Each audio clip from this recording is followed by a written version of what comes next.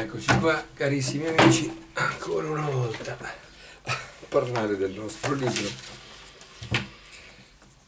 La via all'equilibrio. Di questa splendida mattina siamo qua a vedere il capitolo 30. Io sono il dottor Romolo Maurizio, dalla provincia di Treviso, in questa bella mattina umida di inizio estate, tutto pieno di fiori dappertutto, una cosa stupenda. E il capitolo 30 è un capitolo un po' particolare, perché non è un capitolo dove io ho espresso il mio pensiero. C'è anche il mio cane che viene, perché il capitolo 30 è rimasto un po' indietro, questo dobbiamo rivederlo. È un capitolo particolare dove non c'è un argomento specifico. Non parliamo di sessualità taoista, oppure di Tai Chi Chuan, oppure di alimentazione tuina, esercizi vari. No, è un capitolo molto più generico, diciamo, che io ho intitolato Alcune semplici linee guida per seguire il Tao. FAQ. Adesso vanno di moda queste FAQ, che diciamo è un acronimo derivato dall'inglese, no? Frequently Asked Questions, che vuol dire appunto domande che frequentemente vengono fatte. Quindi una persona, oramai in quasi tutti i siti, quasi in tutti i posti ci sono queste FAQ, che sembra quasi un insulto, ma il senso è che uno può avere delle generiche domande che sono le più frequentemente richieste, e quindi per non essere troppo disturbati i responsabili di quel sito, di quella cosa in cui siamo entrati, e ti mette un link dove ci sono le domande più frequentemente richieste, a cui c'è già la risposta. Io ho immaginato qualcosa del genere, chiaramente, perché non ho fatto una statistica sulle domande fatte, e mi sono immaginato che cosa avrei chiesto io trovando questo libro in libreria. Cosa avrei, o leggendo, magari sfogliandolo così rapidamente, cosa avrei potuto chiedere a questo squinternato che ha scritto questo libro? E cosa avrei potuto chiedere? Allora ho pensato, la prima cosa, perché avrei dovuto seguire, perché dovrei seguire il Tao? Cioè, io faccio una vita normale, no? Posso essere sposato, oppure sono singolo, ho il mio lavoro, ho la mia macchina, oppure sono ancora giovane, non sto studiando, oppure sono un disoccupato in cerca di un lavoro, non importa, una persona normale, diciamo, no? Oppure sono un delinquente, oppure non importa, sono un essere umano di qualunque genere. Per quale motivo dovrei avere interesse a seguire il Tao? Cioè sforzarmi. Tu qua su questo libro spieghi tutti gli esercizi, come si può fare a fare questo, come si può fare a fare quell'altro. Perché c'è questa esigenza, ci dovrebbe essere questa esigenza di seguire il Tao? Quindi comprare il libro, oppure procurarselo in qualche modo, e poi leggerlo, studiarlo e poi metterlo in pratica. Per quale motivo? Per nessun motivo, non è un obbligo, assolutamente, non c'è nessun obbligo. Questa è una via, uno dei principi, diciamo, base del taoismo è proprio la libertà. Non c'è nessun senso di, come per esempio nella nostra religione, chi è battezzato va in paradiso e chi non è battezzato va nel limbo, per dire, no? Se è stato bravo, se no va all'inferno comunque. E questa è una cosa che io soffrivo, no? Quando mi insegnavano questa cosa, dicevo, ma non è giusto, no? Se uno non ha avuto la possibilità di conoscere la vera religione, perché deve andare in un posto diverso da quello che semplicemente ha avuto la possibilità? Ecco, questo concetto, questi concetti, cioè che alcuni uomini, siccome si sono sottomessi a un certo battesimo, siccome si sono sottomessi a una certa ritualità, hanno fatto un certo rito di iniziazione, entreranno per un canale preferenziale, sono raccomandati, e quindi nell'aldilà. Il taoismo che io trasmetto è completamente diverso, nel senso che siamo tutti esseri umani e nella stessa misura partecipiamo dell'evoluzione. Quindi noi facciamo la nostra evoluzione, non c'è nessun obbligo, non c'è nessun Dio che si segna tutto quello che noi facciamo, siamo noi che ci segniamo quello che noi facciamo e poi dopo ci sentiamo in colpa se abbiamo sbagliato. Quindi i concetti sono veramente diversi ed è facile sradicare dalla mente certe teorie, no? Uno dice io se non seguo questa religione, secondo questo maestro spirituale, intanto io non sono un maestro spirituale, ma sono una persona normale e semplicemente quello che posso trasmettere è questa idea a cui sono arrivato dopo tanti anni di ricerche, che mi sembra un'idea buona, che ci aiuta a vivere più serenamente e con più speranza questi giorni che abbiamo da vivere sulla Terra, ci dà una speranza anche per i giorni che verranno dopo, ci fa capire o ci invia a capire i giorni, cosa è successo nei giorni prima di questa vita su questa Terra, cioè ci dà degli strumenti. Ecco, il taoismo che io trasmetto è un taoismo che ti dice tu sei padrone del tuo destino, ma lo sei sempre stato. Il problema è che non sei abbastanza padrone del tuo destino. Cioè, noi ci siamo staccati dal mondo naturale che vivono gli animali al 100%, cioè non siamo più completamente o quasi completamente schiavi degli istinti, cioè del famoso quadrato, se qualcuno ha visto il video dove io spiego, no, i vari esseri umani e come è fatto l'essere umano dentro di noi. Diciamo degli istinti, non siamo più completamente schiavi degli istinti, però siamo ancora tanto schiavi degli istinti. Però quel poco che ci siamo liberati dalla schiavitù degli istinti ha portato dei grandissimi vantaggi, ma anche degli svantaggi, perché vedete che l'animale muore sereno, tranquillo, non ha paura della morte. Finché è in vita sfugge la morte in tutti i modi, ma poi dopo, quando si presenta il momento, lui l'accetta serenamente, senza tanto terrore come invece abbiamo noi, no? Così come lui accetta serenamente tutti i cambiamenti, di restare incinta, di dover allattare, di entrare nella fase della riproduzione. Ecco, per noi invece è tutto un problema. Perché? Perché c'è una parte individuale che si comincia a sviluppare che dice ma a me piaceva, io quando ero un bambino a un certo momento è cambiata la voce, è diventata più bassa, no? Come avviene in quasi tutti i maschi.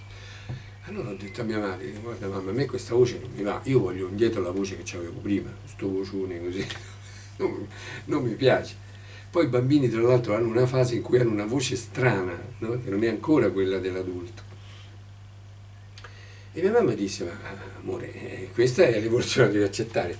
Cioè no, io vorrei che tu mi portassi dal dottore e io gli voglio chiedere se c'è una medicina, qualcosa per ritornare con la voce di prima. E lei mi ha portato, paziente, mi ha portato, dice, ma certo caro, io ti porto e tu gli domandi.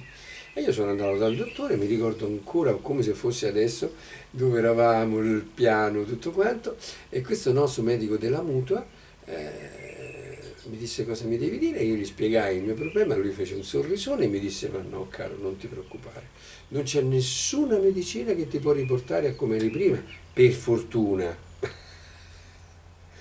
Devi solo accettare e vedrai che poi la voce cambia, diventa quella di un uomo e sarai contento della tua voce.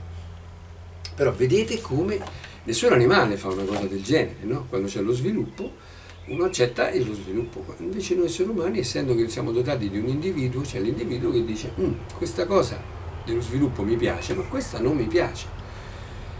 Quindi comincia a nascere un giudizio che noi abbiamo della realtà, di noi stessi e della realtà che ci circonda. Quindi il problema, torniamo adesso al discorso iniziale, perché dovrei seguire il taoismo? Non c'è nessun obbligo per cui dovresti seguirlo. Cioè, il mio taoismo insegna, o quello che io ho capito del taoismo, sapete cosa intendo per questa parola? Questi insegnamenti, diciamo, ci dicono che siamo tutti in un cammino evolutivo comunque, anche se uno fa il delinquente, anche uno fa il serial killer. Ecco, se uno che sta vedendo questo video è un serial killer, mi dispiace tanto per lui e per le sue vittime, poverette, ma io vorrei dirgli sei anche tu nella via dell'evoluzione, non ti illudere, non scampa nessuno. E giorno verrà in cui tu dovrai andare a ricercare tutte le tue vittime per cercare di aiutarle e di compensare del danno che hai fatto. Come forse sto facendo io, come forse stanno facendo altri. Quindi non dobbiamo pensare che se seguo il taoismo allora faccio il cammino e vado in paradiso. Se non seguo il taoismo non lo faccio. Lo facciamo comunque il cammino, perché il cammino è l'evoluzione. Questa scuola della vita va avanti comunque. Anche se io uccido le persone, anche se io rubo, truffo, inganno, mi drogo, faccio il parassita, maltratto le persone, non importa, anche se sono il presidente degli Stati Uniti o il presidente della Russia, non importa. Che uno sia il presidente o che uno sia un barbone sotto i ponti è un essere umano e questo è sufficiente perché in lui tac tac tac tac tac scatta un meccanismo. Certo che il barbone imparerà dalle esperienze che fa vivendo, scusate, sotto il ponte. E sono esperienze che il presidente non fa. Vedete? Ognuno ha il suo mondo. E non è detto che nella vita successiva il presidente voglia fare ancora il presidente. Può darsi che scelga di fare il barbone. O che sia portato dagli eventi a fare. Quindi l'evoluzione c'è comunque, non importa che noi crediamo in Dio, non crediamo in Dio, leggiamo il Vangelo, non lo leggiamo, siamo buoni, siamo cattivi, non importa. Moriamo a 5 anni oppure moriamo a 150 anni. Comunque facciamo l'evoluzione. Diciamo che questa, ecco io come rispondo nel libro, non c'è alcuna ragione per cui voi dovreste. La vostra vita vi porterà comunque a Dio e alla perfezione. Ma se desiderate una scorciatoia, ecco, noi siamo in un cammino evolutivo. Lo scopo è come siamo su una montagna, dobbiamo raggiungere la vetta. Partiamo da tanti posti diversi della montagna, non da un unico punto. La montagna è grande e ci sono infiniti sentieri per raggiungere la vetta, ma lo scopo è raggiungere la vetta e tutti quanti vogliamo raggiungere la vetta, perché ci sentiamo incompleti senza aver raggiunto la vetta. Noi sappiamo, sappiamo che sulla vetta saremo completi e quindi questo ci spinge. Chiaramente ci sono delle persone che questa spinta, uno dice vabbè, ma che spinta evolutiva vuoi che abbia un serial killer? No, che spinta evolutiva vuoi che abbia un trafficante, un narcotrafficante, uno spacciatore di droga, uno che fa delle cose orribili. La spinta è sempre la stessa, quella che diceva Socrate 450 anni fa. Migliorare. Solo che la persona è confusa e pensa che per migliorare la sua vita ha bisogno di più soldi. Non gli va tanto di lavorare, lo dice io guarda, ho queste amicizie, faccio così, spaccio un po' di droga, e poi mi tocca magari bastonare qualcuno. Vabbè dai, tanto non è che onesto granché. A me hanno bastonato, mi bastono anch'io qualcuno. E così passo dopo passo il male ti porta a fare delle azioni orribili. E c'è anche un piacere in queste azioni, perché c'è sempre, come mi diceva mia figlia quando era bambina, il formaggio per far cadere il topo nella trappola deve essere quello che gli piace di più, perché sennò lui si sospettisce di questa trappola, non entra dentro. Invece se c'è un formaggio che gli piace tantissimo, lui entra dentro. Ecco perché il male ci attira perché ti dà un piacere. Non c'è nessun problema, siamo qua da un sacco di tempo, per cui un anno più, un anno in meno, 100 anni in più, 100 anni in meno. Questa via ci insegna che se vogliamo una scorciatoia da questo iter molto lento e comunque meraviglioso, perché siamo su un pianeta stupendo, fiori, profumi, immagini, spettacoli straordinari, una bellezza, in qualunque cosa che uno vede c'è una meraviglia. Per cui siamo in un posto stupendo a fare questa, è una scuola fantastica, insomma, se uno proprio non gli capita una vita di queste orribili dove ti torturano, ti fanno delle cose tremende, il pianeta di per sé offre in gran parte della sua superficie degli spettacoli straordinari. Certo che è un pianeta feroce, cioè non è che sta lì a dire poverino l'uomo, no. Ti faccio morire, viene un terremoto, uno tsunami, un'eruzione vulcanica, muoiono 100.000 persone come niente. Però ci dà questa grandissima opportunità. Certo che è un cammino un po' lento, ecco, ci vuole tanto tempo e ci sono delle forze oscure nascoste che, se uno studia un po', le scopre, che vogliono bloccarci da questa evoluzione, mentre ci sono delle forze luminose, degli esseri luminosi. Diciamo questa parola per capirci, non è vero il lato oscuro della forza, la notte è meravigliosa, non si vedono le stelle di giorno, la meraviglia del cielo stellato si vede di notte, le stelle cadenti, fantastico, le comete, cioè, tante cose si vedono di notte che invece di giorno non si vedono. Quindi noi diciamo così perché siamo stati abituati con questo modo di dire, quindi il lato oscuro della forza e il lato luminoso della forza. Ecco, quindi abbiamo questa immagine che i figli della luce e i figli delle tenebre, no? Qualcuno molto prima ha usato questi simboli per farci comprendere, ma in realtà non esiste questa luce e queste tenebre. Diciamo che ci sono delle forze oscure, per capirci, oscure, io soprattutto mi riferisco al fatto che non si manifestano chiaramente, ma lavorano sotto.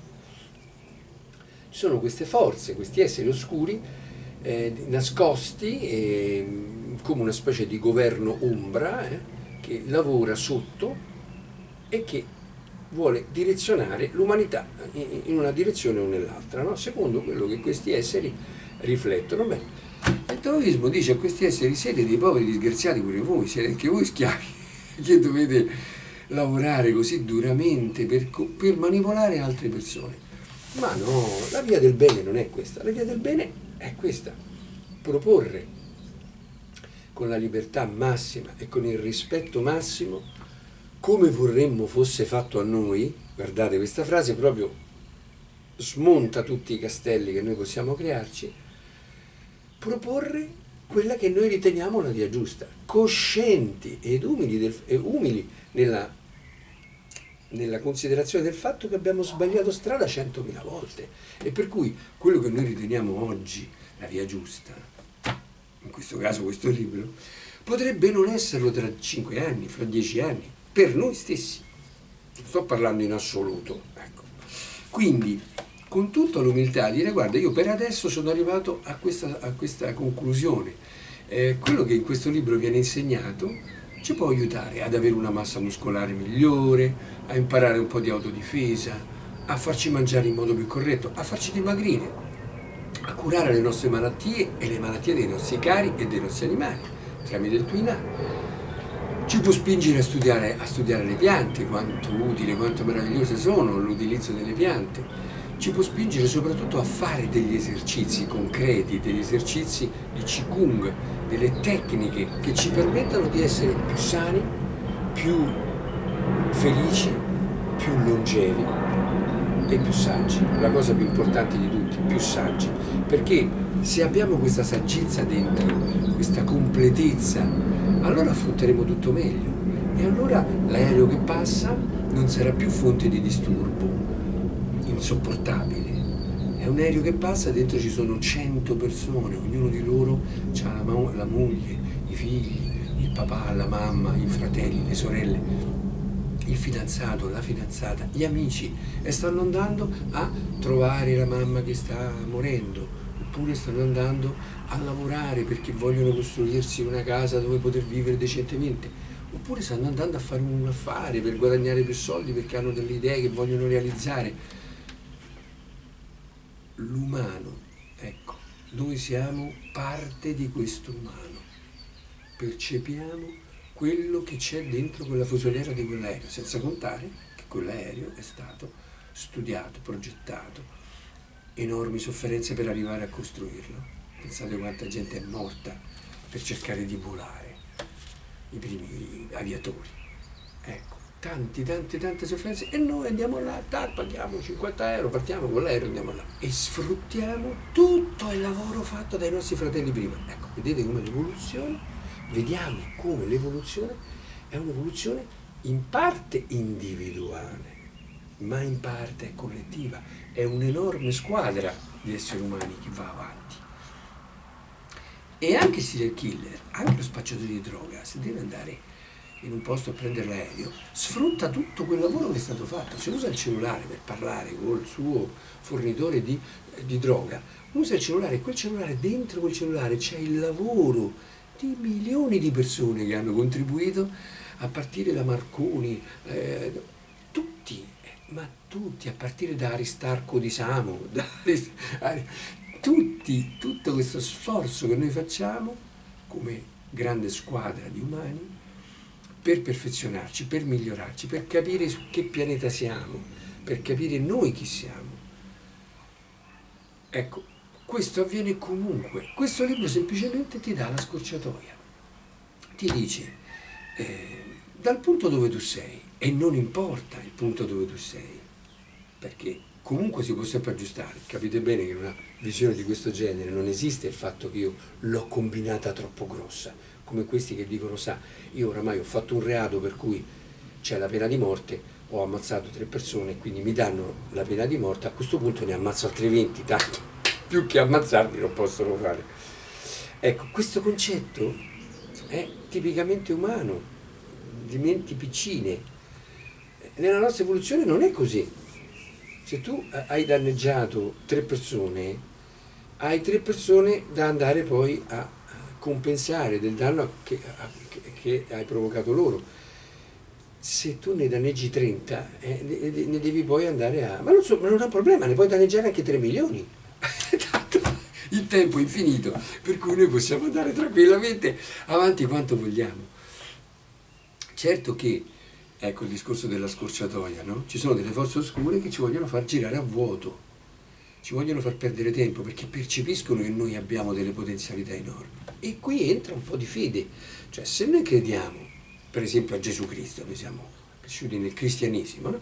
Se noi crediamo a Gesù Cristo, ma non importa se uno è nato nel buddismo, dove uno vuole, noi crediamo sempre, ogni religione parte da un essere speciale, che è molto superiore, diciamo, a tutti gli altri, no? Per delle sue caratteristiche proprie.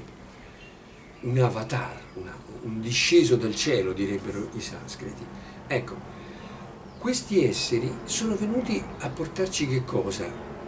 A far vedere a fare lo spettacolo, a far vedere che loro erano capaci di camminare sull'acqua, di guarire le persone, di fermare il vento con una mano, di risuscitare i morti, di guarire tutte le malattie. Erano capaci di fare tutto questo e noi siamo e resteremo sempre degli impediti?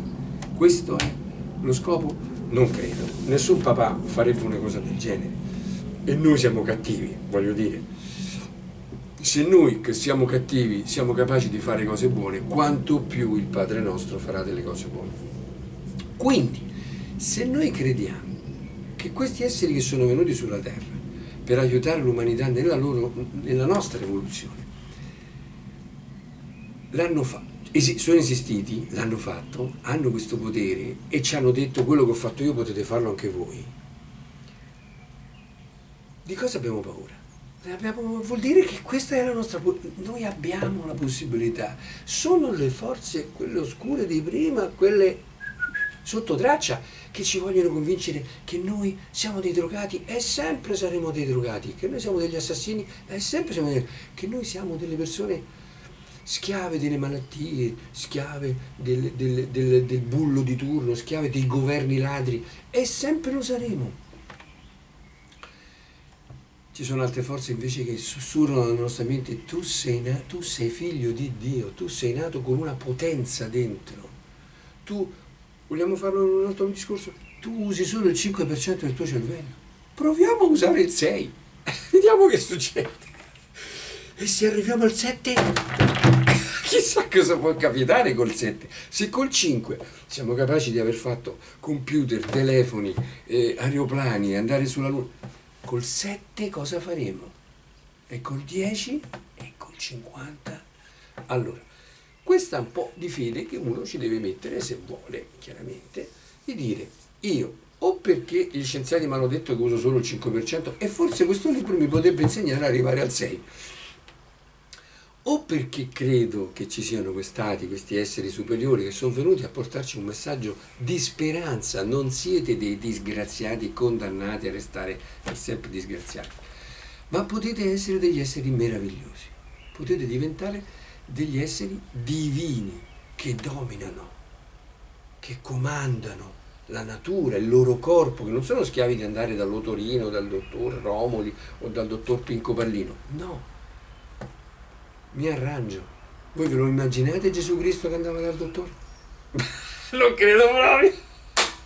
Quindi, se facciamo un po' di fede, questo piccolo gesto di fede, o nella scienza che ci dice il 5%, o in questi esseri che sono venuti, e non sono venuti a fare lo spettacolo, a umiliarci, mostrandoci che loro sono infinitamente ricchi mentre noi siamo infinitamente poveri.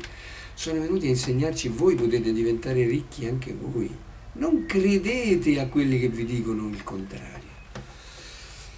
Quindi, e attenti ai lupi travestiti da agnelli, perché dai lupi noi ci difendiamo, li vediamo che sono lupi, e quindi stiamo attenti. Quelli che ci imbrogliano sono i lupi travestiti da agnelli. Tu vedi l'agnellino, che ti viene da fargli le coccole, da prenderlo in braccio, e invece è un lupo feroce. Ecco, quindi noi dobbiamo stare attenti, ma se lo facciamo, l'evoluzione è una cosa meravigliosa. E questo libro, ecco, di tutte le domande di cui ho parlato solo della prima, e poi dico, dovrei cambiare religione, ma no, onora la tua religione, resta dove sei, non è quello. Qui si tratta di iniziare un nuovo cammino, dove anche le religioni stesse acquisiscono un nuovo e enormemente superiore valore.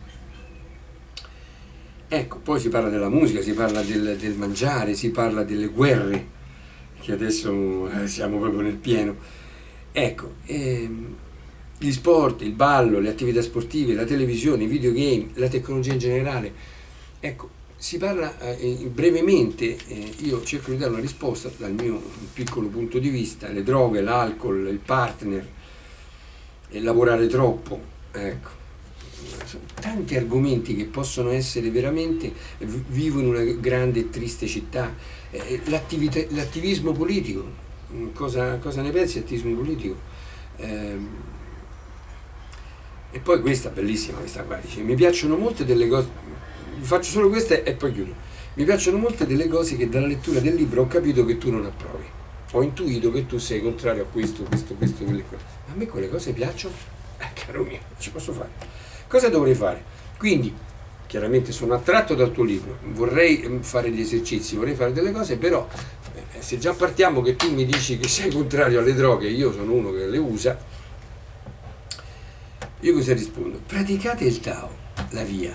Praticate, non importa, non guardate, qui non è una cosa che uno o è perfetto, no, questo è proprio il contrario, questo è proprio per gli imperfetti. Il dottore va dai malati, diceva Gesù, non va dai sani. I sani sono sani, basta. Praticate il Tao e vedete quello che succede. Dal punto dove siete, non vi preoccupate, non cercate di forzarvi verso delle idee che non vi corrispondono. Se nel libro io esprimo delle cose, o dei concetti, o degli esercizi, o delle pratiche che non vi corrispondono, lasciatele stare. Lasciate che ogni cosa maturi e allora saprete cosa dovete fare. E ricordatevi che sempre che anche io potrei avere torto, quindi non dovete pensare che questo libro sia la perfezione, assolutamente. Questo libro è soltanto un impulso verso la via dell'evoluzione. Quindi il consiglio che io vi do: chiunque voi siate, a qualunque religione apparteniate, l'età, il sesso, salute o malattia, non importa, brava persona o delinquente, non importa, iniziate. Provate qualche esercizio, quelli che vi attirano di più, quelli che vi sentite più portati. Questo è il mio consiglio, se ve la sentite. E se no, non importa lo stesso, anche se voi questo libro non lo userete mai, non lo leggerete mai. L'evoluzione la facciamo comunque, ci troveremo comunque tutti in cima sulla vetta. Perché? Perché sotto si sta male, sopra si gode, si sta bene, sotto si sta troppo male. Per cui, siccome noi oramai si è risvegliata questa forza che vogliamo stare bene, è che quelle forze oscure ci dicono: per stare bene ti devi drogare, per stare bene devi sottomettere altre persone, devi schiavizzare, devi costringere i tuoi figli a comportarsi così, a comportarsi così, devi controllare tutto. Ecco, devi distruggere la natura perché così fai tanti soldi, così. Tutte queste idee balorde che noi abbiamo dentro, chiaramente, è giusto che ci siano, fanno parte della nostra natura. Sta uscendo fuori quello che c'era. Quindi stiamo sereni.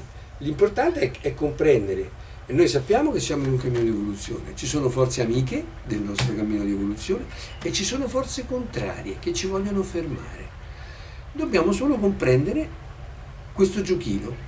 Ma quando uno lo scopre, perché poi le forze contrarie hanno poca fantasia, per cui usano sempre gli stessi trucchetti, anche perché noi siamo un po' tonti che cadiamo sempre negli stessi trucchetti, quindi finché quei trucchi funzionano loro continuano. Quindi l'importante è stare rilassati, sereni, e se uno sente che nel libro c'è anche solo un capitolo che gli può interessare o un esercizio che lo aiuta, che lo pratichi.